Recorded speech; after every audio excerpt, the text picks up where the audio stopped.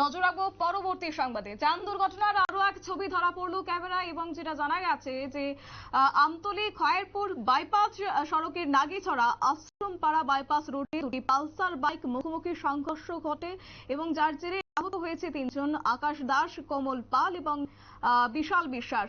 হাপানিয়া হাসপাতাল চৌমুহনী আহত অবস্থায় তাদেরকে নিয়ে যাওয়া হয়েছে হাপানিয়া হাসপাতালে এবং দুজনের অবস্থা আশঙ্কাজনক হওয়ায় তাদেরকে জিবি হাসপাতালে রেফার করা হয়েছে। কি রয়েছে বক্তব্য শুনুন। রাস্তা আমি এদিক চাইতেছি, আমি কলেজে যাবো, আমি আমার রোড দিয়ে আইতেছি, হঠাৎ করে পত্রিকা জানি বাইক পারিল মিডলে হচ্ছে। আমি তো ভাবছি মনে মিডলে আইসে তারা হেদিকে যাবে, তা আমি তার ওভারটেক করতেছি, কারণ এত স্পিডে বাইক কন্ট্রোল করা যেত না ব্রেক ধরেছিল।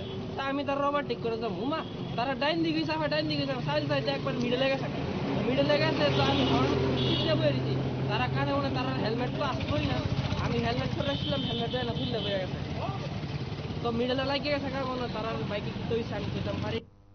আপনারা শুনলেন ওনার বক্তব্য এবং যেটা অভিযোগ করা হচ্ছে যে তাদের মাথায় কোনো দুজনের মাথায় হেলমেট ছিল না, যার কারণে তারা গুরুতরভাবে আহত হয়েছে এবং শুরুতেই তাদেরকে হাপানিয়া হাসপাতালে নিয়ে গেছে দমকল বাহিনীর কর্মীরা এবং পরবর্তীতে দুজনের অবস্থা আশঙ্কাজনক হওয়ায় তাদেরকে জিবি হাসপাতালে রেফার করা হয়েছে।